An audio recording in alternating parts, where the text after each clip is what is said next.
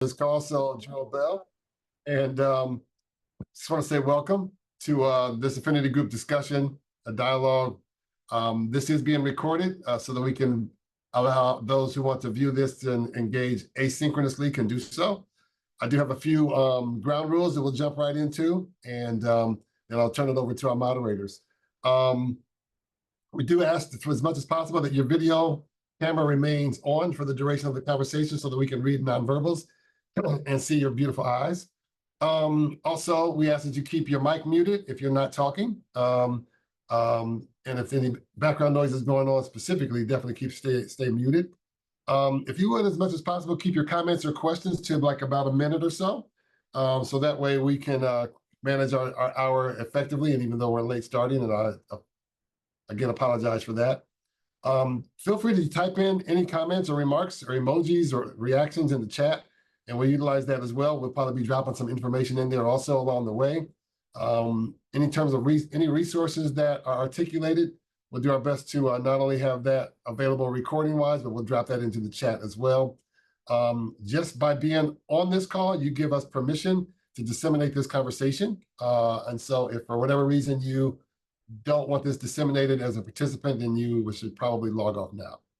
I will say this finally, the views and opinions expressed in this Zoom do not represent the DeVos Urban Leadership Initiative and or RDV Corporation, okay? And on that note, it is my privilege to introduce our moderators who are both alumni of this program. And I'm excited, Nike Green from Portland, class of 2005. And then Bookie Gates, Seattle, Tacoma, class of 2012. I'm gonna kick it over to them and let them tell you more about who they are, what they do, and why we think they are so smooth. All right. Go for it. Appreciate it, Gerald. I'm gonna go ahead and defer to Nike here. She is my counterpart in the Northwest sister city of Portland. Nike, you want to go ahead and kick us off?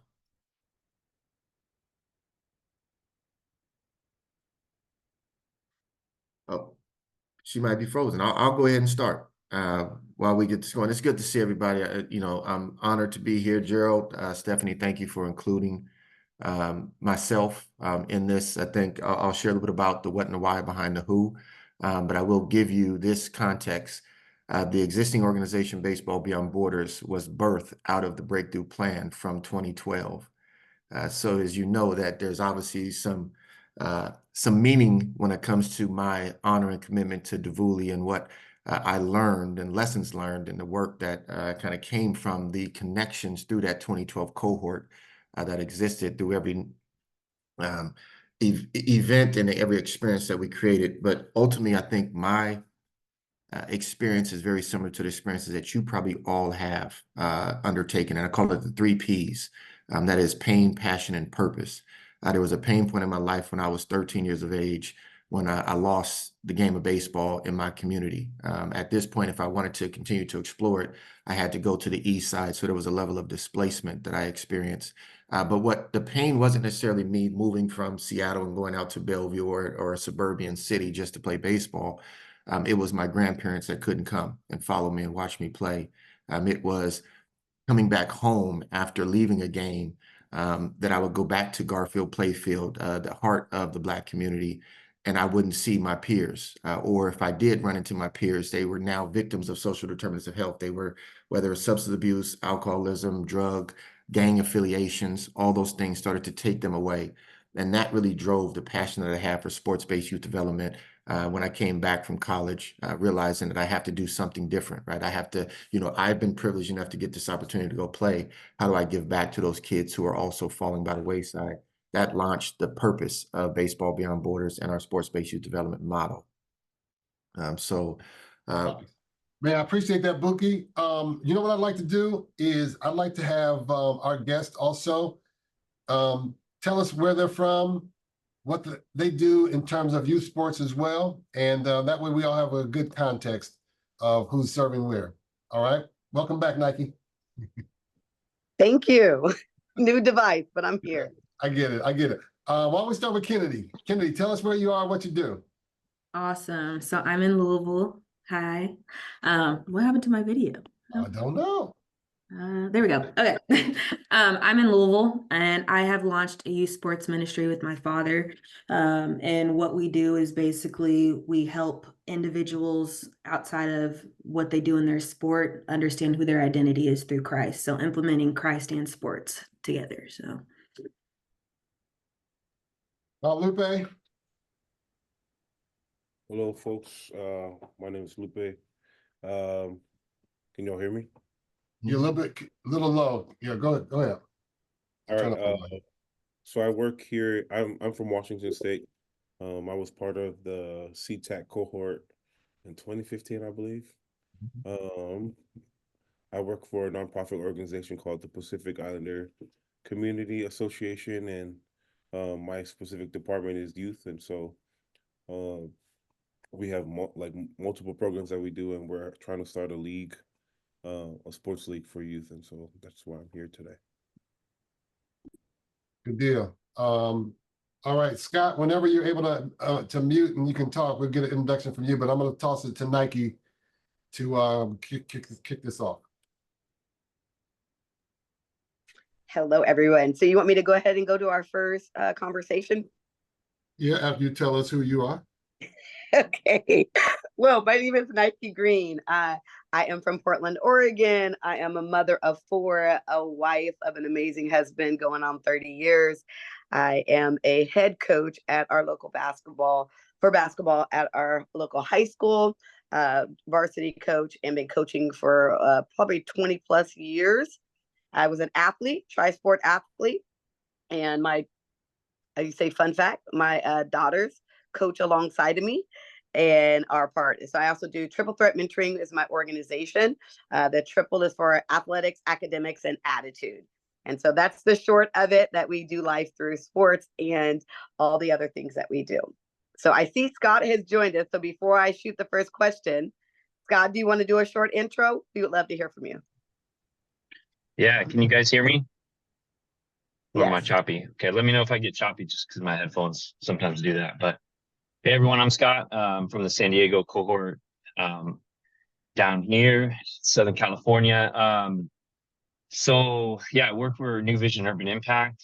And so we have an arm that is for recreation in an area where we work with a lot of immigrants and refugees in the neighborhood. And so specifically soccer is kind of that main way we interact with the youth through that. So we've run, local tournaments in the neighborhood that's free and affordable.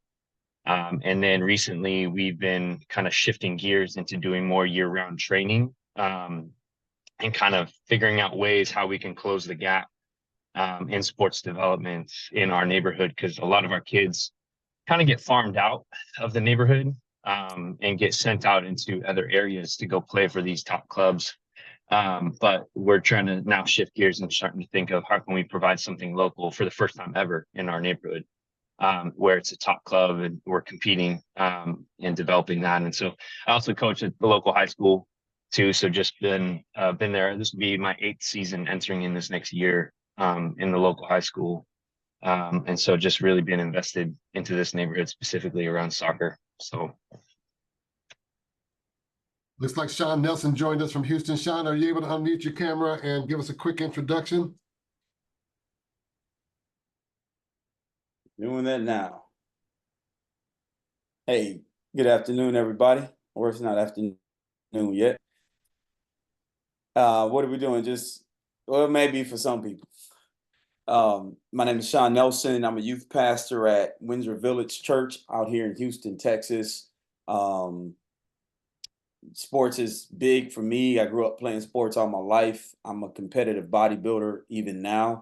I got into bodybuilding about 3 years ago, post-pandemic. And Gerald talks about my food all the time when he sees me eat. And I'm like, Gerald, come enjoy some of this bird food with me, man. But he's actually listening. He's taking some of my advice. So he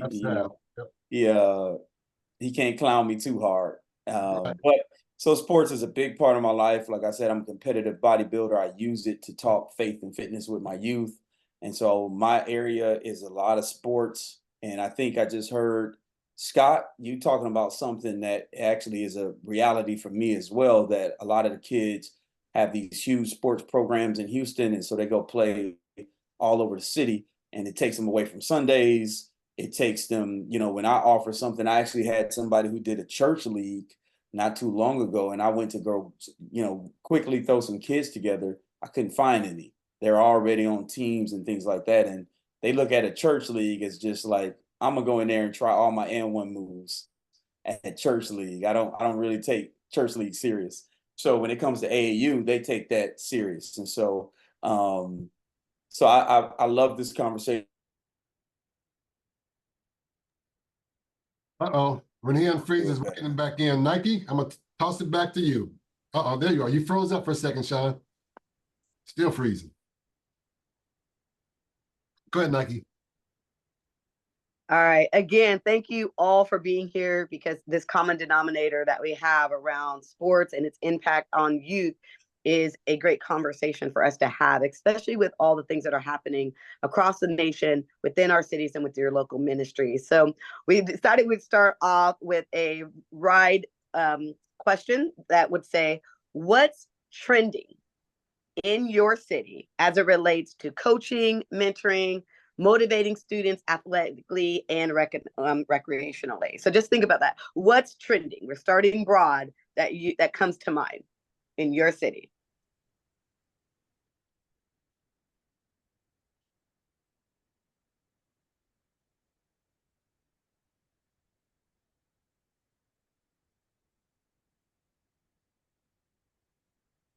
Yes, my name is really Nike. Yes, it is. And it's not trending, but it is in Portland. So we're right by Nike. But if anyone doesn't have a prompt, I'll start for us. What's trending right now, Yeah. just because we got finished? Oh, go ahead, Scott. I'm gonna let you go.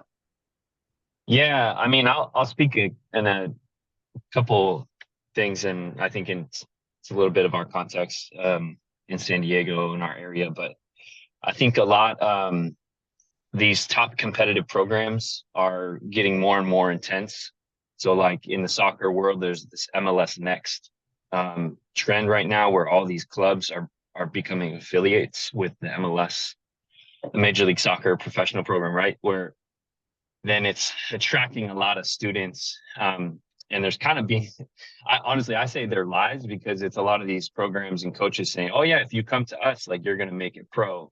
But really the percentage is so low, and if you're not on one of these squads that are in the top 5 every time and traveling to Nashville and all these other areas, competing in these tournaments, then you're not going to make it. And so with that, then all these kids are, hoping for these opportunities and spending, late nights, I mean, on the buses, going into these clubs, and the buses coming back, which then is a negative trend, is that grades are starting to tank because of it, because they're investing all this time into these sports programs that are over promising them. And then in things in their neighborhood locally are suffering, whether that's their grades and their education and all that kind of stuff. And so, I could say, this last year, our high school team alone, we already struggled with grades, number one, in our school, but like kids that were affiliated with these MLS Next clubs or these competitive clubs, it's like, man, you see them tank, and it's really sad. So those are a couple random trends.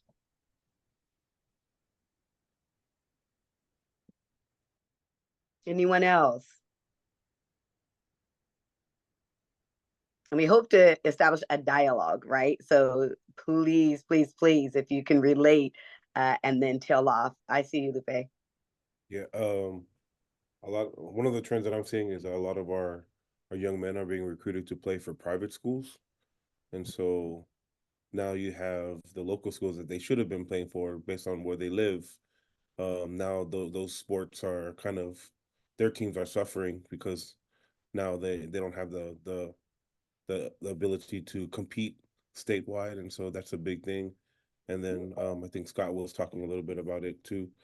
Is now that when youth are playing for these private schools, they're traveling to other states to play games, and they're missing out on church and ministry stuff too. And so it's kind of sad.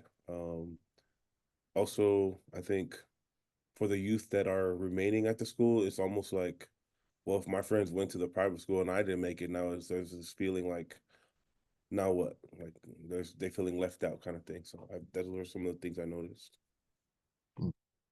I was just yesterday with some youth hanging out at Chick-fil-A, and had a chance to kind of connect with the young man that had been coming to youth ministry at our church. I volunteer there, and was asking him about being a fan of the NBA and basketball, and he said no. And I asked him why, and he said because of his own height. You know, he can't get up, and he probably was now. I'm going to say maybe like 5'7", maybe what have you. He's an 11th grader. You know, and I was like, okay, you still got no room to grow, but I don't know how much. You know, so he said he backed away from basketball altogether because of his height. And for me, that spoke to self-esteem, confidence, self-perception. Still a good athlete. Now, he said he's chosen volleyball to kind of focus on because that's where he feels like he fits from a height standpoint. And I guess I'll just tell you this. I grappled with, okay, do I encourage him anyway to keep at basketball? He said he'll do a pickup game every now and then, again, depending upon where it is and who's there. You know, so I wonder sometimes if the bar has been raised so high in terms of height and basketball and the need to be at a certain space, I'll just say vertically, that it causes a kid to just back away altogether. And so, yeah, that was a struggle for me. I mean, I was there to be a listening ear to form a relationship, but it made me want to grapple with, okay, you know, is that a trend? You know, okay, well, if you don't measure up because you don't look the part, you know, and then that forces a kid to kind of back away completely just because of appearance alone. Yeah. Gerald, that is a trend, and I think it also fits to an area that I think our region is really placing emphasis around is coach development. And I think we often, when we think of youth ministry, we focus so much on youth, but we don't realize the need for capacity building for our coaches and their understanding on how they can then be really a catalyst in the movement. So even speaking, Gerald, to your young man, you know, a coach, yes, and I think to, you know, Scott's point, the competitive nature of the landscape of play, right, is going to put a coach in a position to tell that kid, you're 5'7", you're vertically challenged, you're not going to be able to play. But how do you give them an alternate, right? What are the alternate options that kid can now explore that might be beneficial for them to continue? Because at some point, at this, you know, most of the kids at that point, when they find or they hear that I'm not able to take my game to the next level because I'm vertically challenged, I'm not playing at all, right? I just give up on everything. And that then kind of spirals to other factors.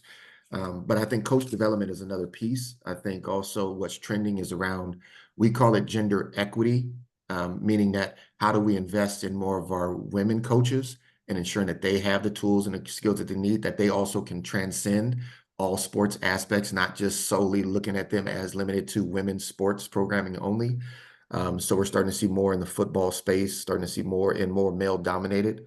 And so we're really creating that space to train and to teach and then have more representation. I think it's important. Not to mention also racial equity focus training, which is trending for women. So getting more Black women in more leadership roles, as well as even in organizational leadership roles, not just solely in the coaching space, but also in overseeing a lot of these sports-based youth development organizations. So I'm gonna toss out just a question here. This is not to override kind of the agenda, but I think given the scenario I just presented, I'm not a coach. I'm a youth worker though, and I understand sports and that kind of thing. We'll get out on the court and play with kids and what have you. But I guess I grapple with, you know, how does a coach encourage a child that as athletic, has skill, but is struggling with, okay, but comparing themselves to other people that they're playing around, you know, on the court or on the ball field or wherever they might be.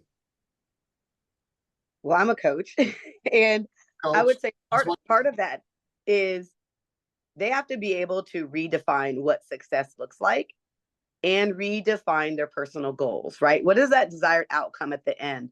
And many coaches aren't ready for that. So when coaches already have a predetermined outline for their athletes, which could be wrapped around their own ego and their own pride, for some of my players, they're never going to go D1. They don't want to play in college. They literally just want to play ball.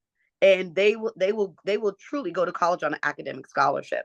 For others, they're trying to go D1. So our job is to help them navigate that space and then be honest about it.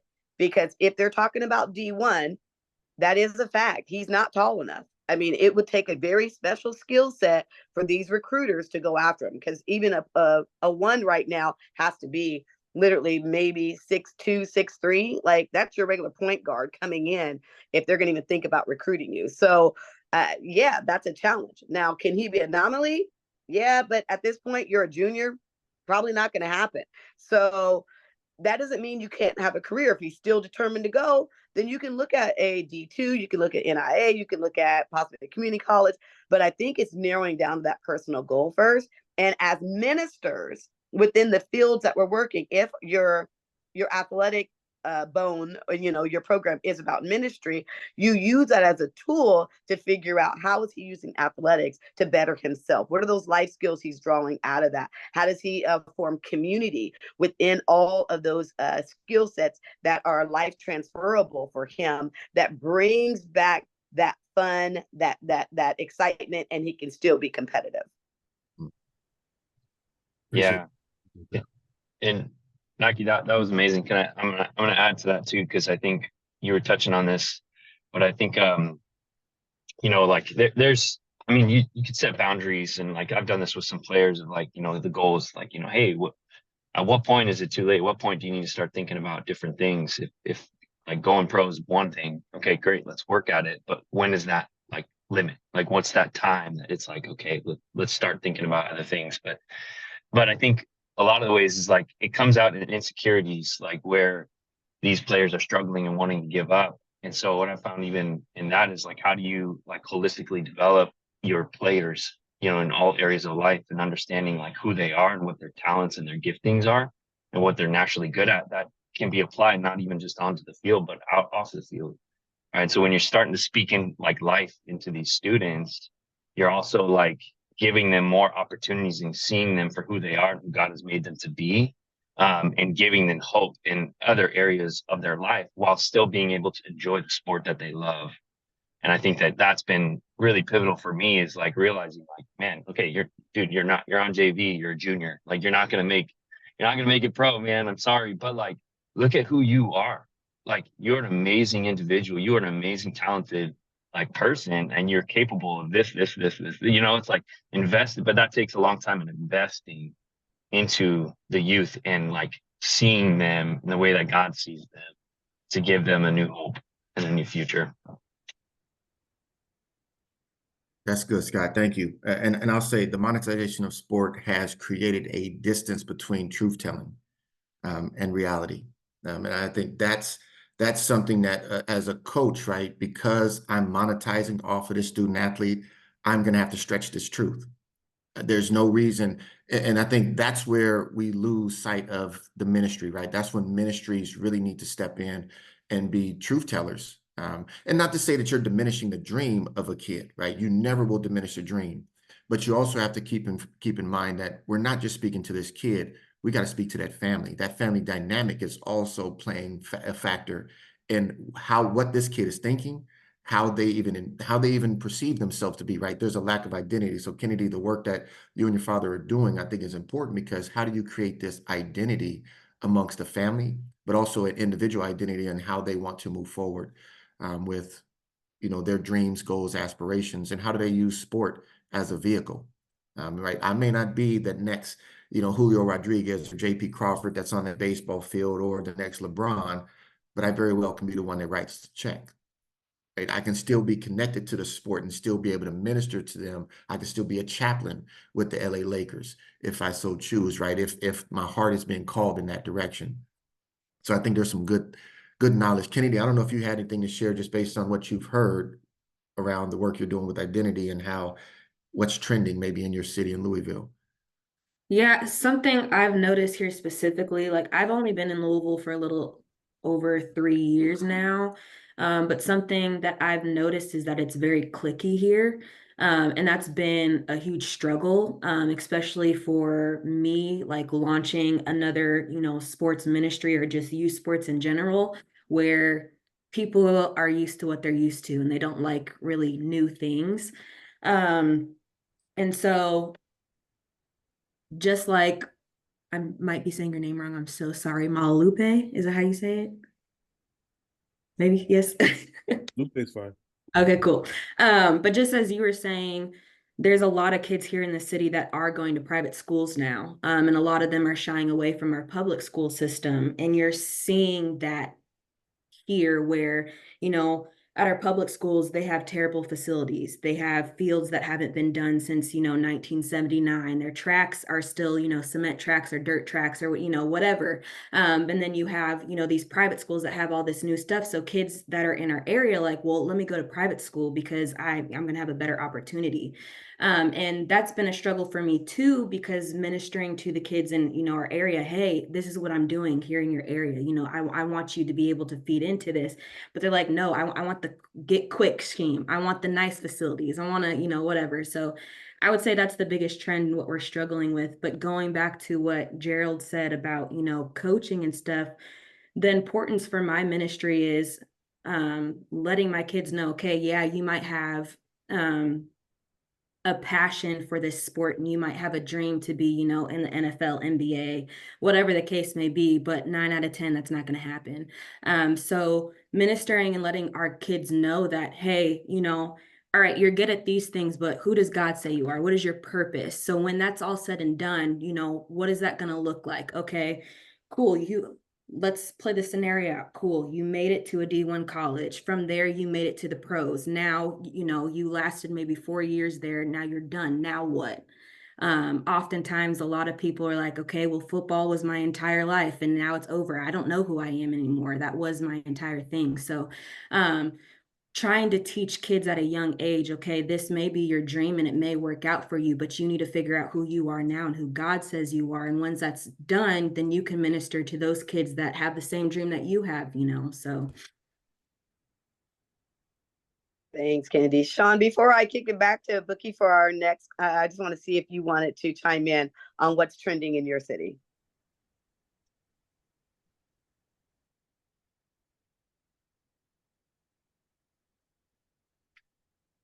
And maybe Sean's busy. All right, well, right before I kick into Bookie, I was thinking of, I grew up in church and there'd be these folks out there that they would get up and sing and all of us, and they would sing horribly. And we would say, sing, baby. You sound so beautiful. God would say, you gonna be a singer one day. And we was lying out of our teeth right up in church. So not only is that funny and we can relate to that, but that's also happening academically. And we have kids that are getting pushed from grade to grade to grade, and they're not ready for the next level. They're not meeting benchmarks. Their literacy is below, right? They're not hitting those benchmarks. And so whatever field, and specifically today when we talk about athleticism, we pray that God gives us the wisdom to be able to tell the truth and at least allow folks to know what is that baseline? Where are you truly at?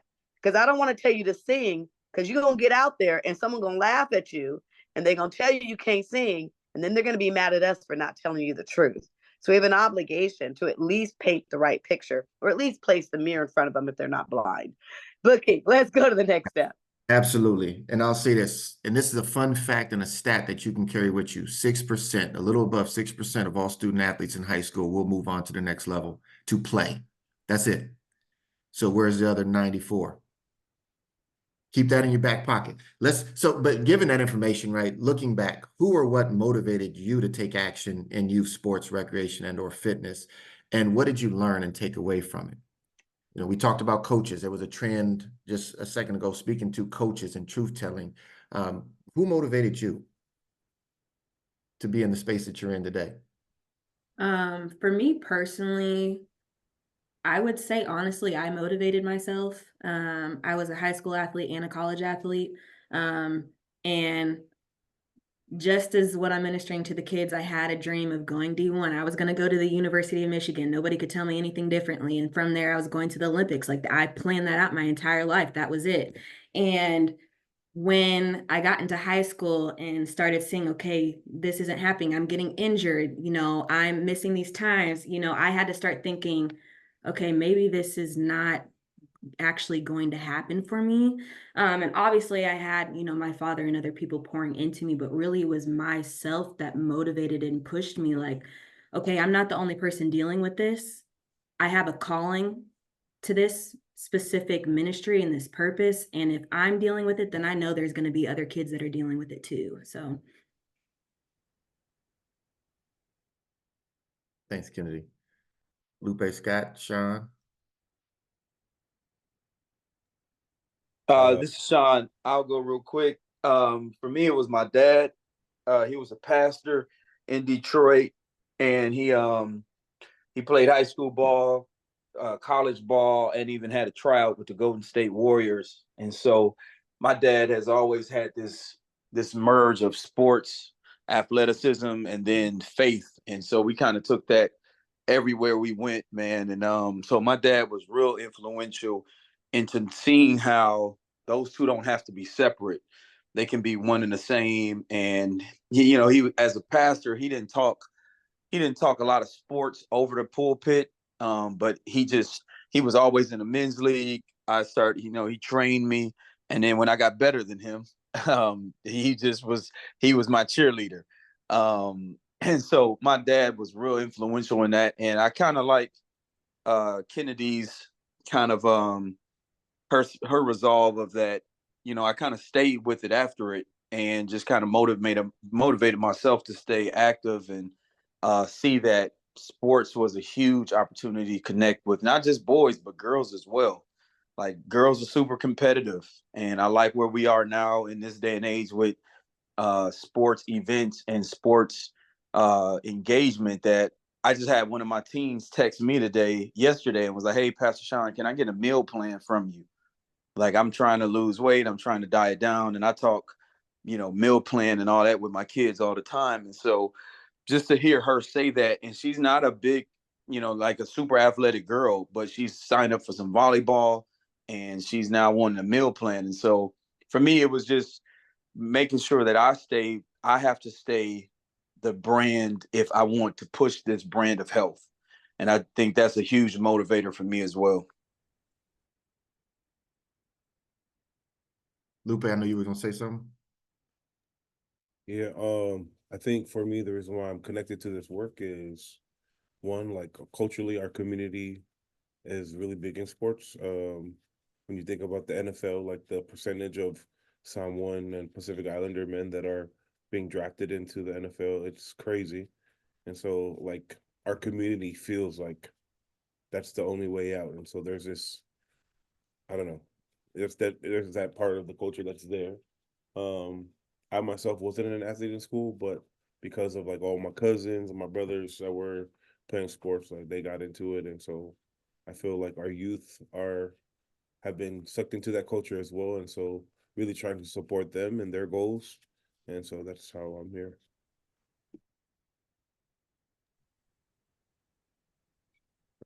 Yeah, I would say for me, it was really crappy and toxic coaching that motivated me. I played competitively, high school, college, and I don't ever remember a quality coach that invested into me. And so, with that, and I have my own story, and I know everybody else has their own stories, but when you don't have a coach that's willing to set aside your performance and understand more of who you are and what's going on in your life, like, it just sets up this really terrible environment. I got burned out from the sport. I thought I was done, after, a certain amount of years in college. And then God kind of just redeemed it for me and seeing how it could be utilized. And what my role could be is being an influential coach and a mentor and an influence in students' lives where there aren't a lot as far as competitive competitive soccer in that world. So that's kind of what motivated me. Yeah, thanks for those responses. And I can see that there's a common theme as I reference even my own, the 3 Ps: pain, passion, and purpose. And it seems like the pain points we experience has now fueled the passion that we have for play, sports-based youth development, which now fueled the purpose of your ministries. And so sports has the ability to heal spiritually, mentally, physically. It really cares for our well-being if done in the right way. So Nike, let's kick off to the next question. Awesome. Thank you. I remember I played sports because it literally saved my life. So as someone who grew up in Portland, there's a very specific neighborhood called the Ville, and that's where gangs first started. And that was my home. So when the LA gangs came up to Portland, some of us got passes. There was like 4 of us that we were maybe associated with the gang, but they gave us passes because they kept saying, "You're going to be something." We were all athletes. And it was that space where I felt like there was no chaos. And I really felt like basketball saved my life until I went to church and the pastor told us that we couldn't play basketball because Jesus didn't play basketball. And girls can't wear shorts. And I remember responding, and this is when I knew my life was going to be hard. I said, "Well, I don't want Jesus, but I don't think he drove a car and you drive a car." And then, of course, they slapped oil on my head and cast the demon of basketball out, but it didn't work. So with that said, for real, basketball really saved my life. When we think about sports now, how are we integrating discipleship and working with students to engage in athletics, recreation, and fitness? And I think this is a pivotal question because this was the piece that my church growing up missed, that there can be this integration of understanding the role of athletics and sports. So how are we as ministers integrating discipleship in working with students engaged in these areas, and what's working?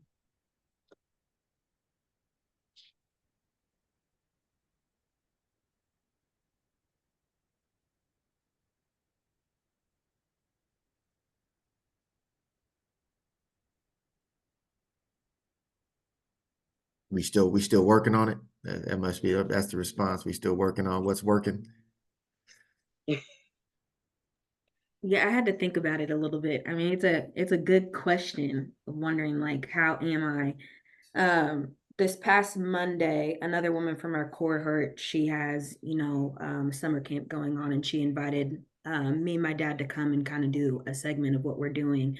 And what we're implementing is each kid that goes through our program has to go through the discipleship training before we do, our sports aspect of it. So I gave them a glimpse of that. So we did 30 minutes of kind of discipleship training and introducing them to hearing God's voice and what God says about you, what your identity is. And then from there, implemented kind of like an athletic segment into that. And one of the kind of pinpointing lines that we used was your authentic swing. And we showed them this movie, and I forgot Badger something. I forgot the name of the movie. Badger Vance. There we go. And showed them a segment of the movie and told them to write down, what sticks out to you. And one of them said, your authentic swing, and what does that mean? And we dived into what does, being authentic mean to you? And then also implementing that into our sports and realizing everybody in here may not be athletic or may not have a passion of sports, but each person is authentic in a certain way. And what does that look like? And we implemented that in our training style too, that, okay, not all of you have a passion for sports, but all of you are out here and doing it and you love it and you all have your own authentic way of doing it. And so that's kind of how we're learning and integrating, sports is important, but how are we going to disciple you into being, a better athlete, a better person outside of the sport as well? So, while I can't speak to a sports ministry from a discipleship standpoint, I think I would, since it's in the chat, that's why I'm here to learn. I think in any discipleship context, being a listener and mastering the art of listening to our young people is highly critical. And no fake listening, no pseudo listening, no hypocritical listening. It has to be like, okay, not only am I hearing you, not only am I listening, but I'm feeling you. And I'm finding ways in which your story resonates perhaps with my story or how I speak to your story. So I think on the basketball court, football field, in the locker room, on the bench, wherever you are, in the car, on the bus home, all those places to be a listener, that has to be like, in my mind, high priority. And I think there's a level of intentionality, right, in what we do. There should be, in wanting to make sure that people understand and know Christ. And I think as leaders and as ministers, whether you're a coach, whether you're a trainer, whether you are the coordinator of the team, right? Whether you are, as I said, the team parent, whether you're just a family member, whatever your role is in that moment. And sometimes it's just you're in the space, right? You're the bus driver. It doesn't matter what your role is in that. If our understanding, you have to define discipleship. You have to know, what does that mean to you? And sometimes be okay with knowing someone's going to plant, some is going to water, and God's going to give the increase. So part of us is just assessing where people are. And we look at discipleship as, do they know God? Right? Then you introduce them. Do they now want God? Right? That would be them accepting him. And then now they need to get to know God for themselves, right? That's discipleship. So now you're teaching them how to pray and to get in their word and to get a little bit deeper so they can know God for themselves. And then we want them to share God, right? Like those four little steps. So do they know God? If they already know God, then let's move to, do they want God? And then if they want God, great, let's give them God, right? And then let's move them to wanting to get to know God for themselves and start giving them those spiritual disciplines. And then we want to empower them, right, to share God. And depending on where they enter, where they come into your presence, how much time you have with them, if you're able to move them, let's use baseball, right? Like the Navigators, if you can move them from first base to second base, now I've been intentional, right? I may not get them all the way to home, but if I'm doing my part, maybe another person in their life will get them from second base to third base. And then maybe someone else to get them. We hook them up with the local church. And now that youth ministry has got them all the way to the end. But I think part of it is just by us being a light and example and redefining what our role and purpose is in their life so they can see what discipleship looks like. Anyone else want to chime in? I know we're all here, but sometimes the lights start going on as we talk. We're like, wait, I'm doing that. I am doing that. Yeah, no, that's so good. I'll add into that. I think like one thing that's been important for me is consistency. So like whether it's consistency in the program, even though like some seasons you get a lot of kids, some seasons you don't get a lot of kids. Like, last week I, was running a training session and only 2 kids came. So it's like, okay, well, but am I going to be committed to this knowing that I'm investing in those 2 kids, but also like, I don't know what next week will hold. I don't know what next year will hold, and so as I'm consistent and faithful to what God has called me to do, like that's going to speak volumes to the students I'm working with. And, I've been in the neighborhood for like a little over 10 years now. And, I think through that consistency and being faithful to what God has called me to is like, I'm just now starting to see some fruit in some students' lives.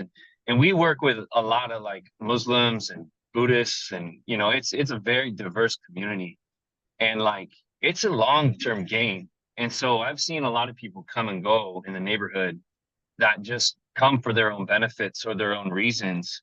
And then they bounce and it's more hurtful for the students. And then, but like a lot of these relationships and the things that these students have gone through is like, it takes a long time to build a relationship and to build that trust in order to be able to share and see like some fruit come from this kind of stuff. And so I'm seeing, again, guys that I've known for so long, families that are like now coming to know the Lord, for the first time, and all this stuff. But like consistency is that one piece. But, for me, I would, even love to, hear more from you guys on this. But like, I'm even shifting roles, and even what I'm seeing is more valuable in the world of coaching, where in high school, for a high school, like I'm shifting to, I guess I'm calling it like a growth coach role, where I'm overseeing both the varsity and JV and more investing into like, how can I grow individuals? How can I grow the team? And how can I grow the program?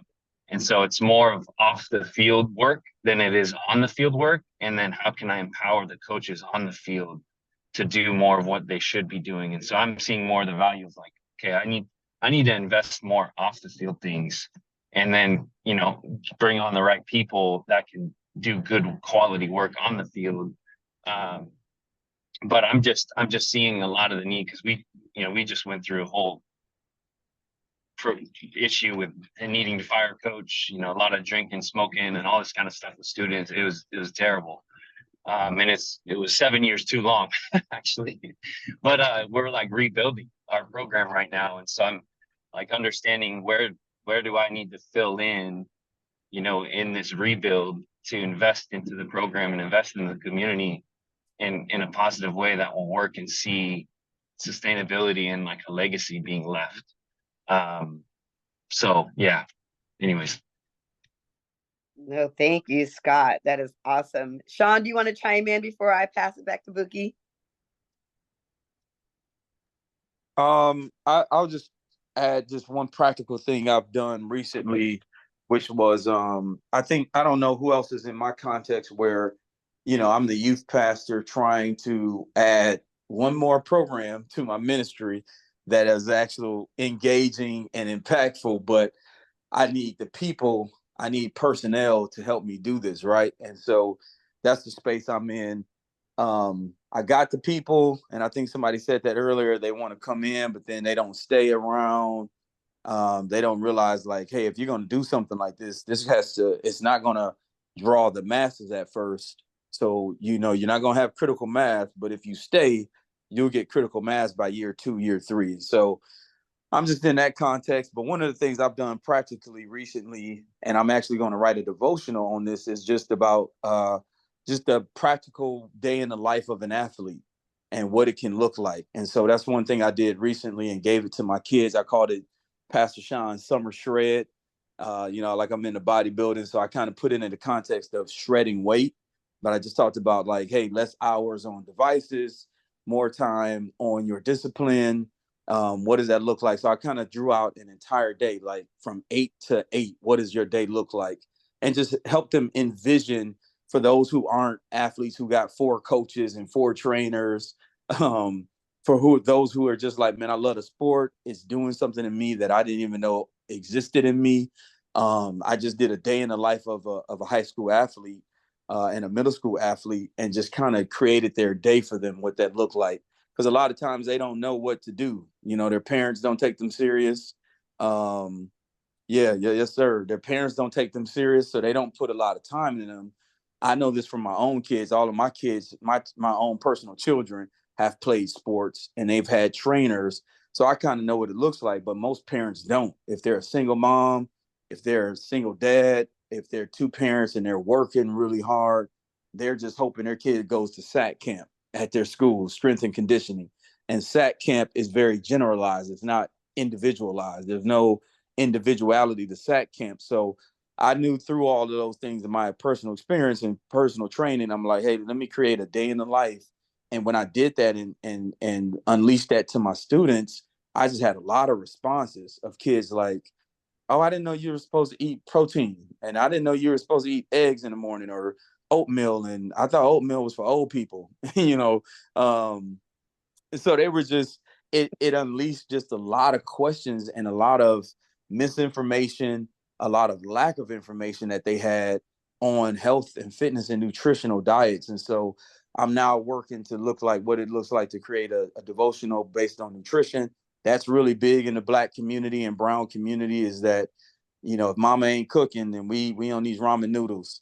And so how do I help them navigate that? So that day in the life, just navigating that was a practical step. Hey, make sure you're taking a 10,000 steps a day, just practical things that allowed them to see what it looks like. And then they were able to, the questions started coming. And so that day in the life was huge for me. That was a game changer of like, oh, they need to see what to do throughout the day. Everybody's telling them what to do. They don't know what to do. They don't know, you know, should I do this when it's hot? Should I do this part in the morning? So that day in the life was huge. Awesome. Thank you. Right before I give the book, I just want to highlight what I've heard come out a few times, not for a discussion, but to make sure you know I heard you. in this arena, in this lane of sports, investments do matter. And I think that's also a little bit unique than just doing a regular ministry youth program where you can just say, show up to the park and we can throw water balloons and we can bring our Bibles out. But in this lane specifically, equipment costs, right? Do you have a facility or a space that you're even, if you can actually show up to a gym, or you having to go to a park?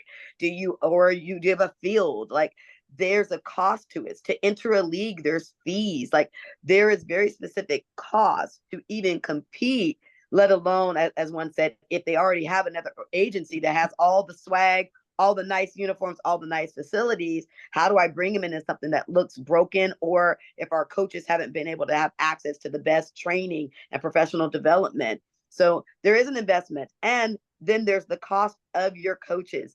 All of us, this is a whole lane that if you're not being compensated, there is a lot of time that takes place. And I bought uniforms personally. That's 5 G's, right? Like, just for one team. So there is an investment that's needed, and that is missing many times within ministry when it comes to sports, because it is expensive.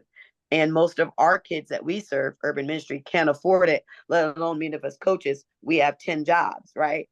And so I just want to acknowledge that we hear you, and most of us on this call can relate to you in this lane when it comes to finances. And maybe later I can get some tools, or we can circle back with different grants that I can help you guys with, that you can be able to fund your programming and also get grants. Bookie, let's go to this last one. Hey, before Bookie talks, we're right at the top of the hour, and I want to make sure that we've, if does anybody have another 5 minutes, because we got one more prompt. It could go long, but I'll tell you, we'll put it out there and we'll stop right at 5 after, no matter what. Okay. Yep. So I think, I'll jump right in. There's these hot button topics around sport and play. There's NIL for college athletes. There's even NIL now for high school. That's on the horizon with Perfect Game and some of these baseball entities that are trying to, I'll leave it at that. There's gender equity, and we're talking about transgender athletes. Which one should we tackle? Is there a conversation that, kind of in your community you're grappling with, or you need to have conversations around? There's legislation topics, right? How do we create an advocacy arm so that there's additional funding or resources devoted to this work? We talked about private school integration, right? Or private schools taking over. So what do you feel is a hot topic that we might need to touch on in these last 3 to 4 minutes?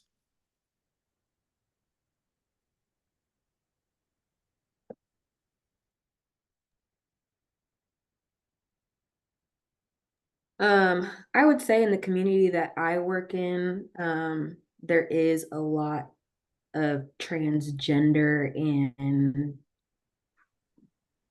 girls that are confused, or guys that are confused. And so I'm seeing that a lot with my athletes right now. And I wouldn't say it's a struggle for me, but when we are going places, it's a struggle for other people to see. So just kind of, how do you tackle that? How do you make them feel comfortable? How do you, implement, so.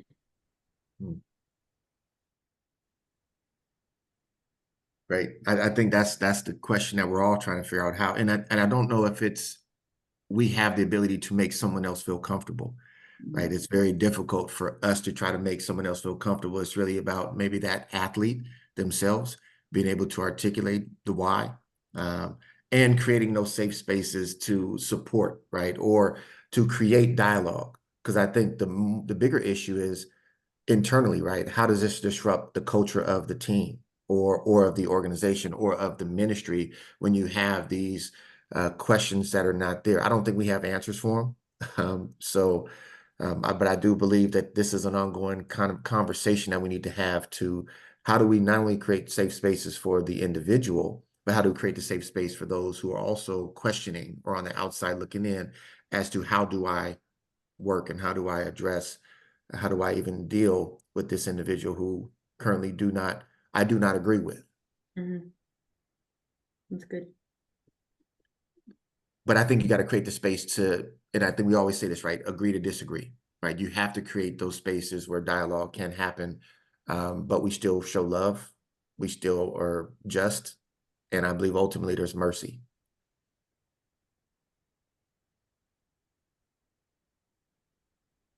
It also can be challenging depending on what your position is, right? I'm at a public high school, right? I'm a head coach at a public high school. And so there's certain things that are outside of our authority and our control. And we rely on our district, and the district relies on the state, and they make decisions. And one of the things I learned very early on in ministry, when there was a fight, not like physical, but an argument in the church, and the pastor said, I'm a pastor to all the members, not just the victim or the. And so what he was trying to get at is that people wanted him to take sides. And he's like, I can't do that as a pastor. And I think as ministry leaders, as coaches, right, as trainers, we are responsible for all of them. And in this context, we have to consider all, right? And I think that's what's very, very difficult during this time. And there's not a lot of safe spaces or places where we can have these conversations, ask these questions without being either by some very strict, like overly faith-driven, Christ-driven person that sends you straight to hell, or the other side that just says you're homophobic because you even brought up the conversation. And so there's no medium to have these conversations and these dialogues for coaches to be able to say, well, what do I do? Especially now as we've seen the transgender swimmer, right, being told from the Olympics he cannot compete. He needs to compete with the men. And so there's a lot here to have conversations around, and having those supports as coaches with each other to bounce this information off is so needed. So we have responses, not reactions. That's good. Gerald, I know we're coming down, or Scott or Sean, did you have something? We got time for one more, if there's anybody that wants to unmute. Okay.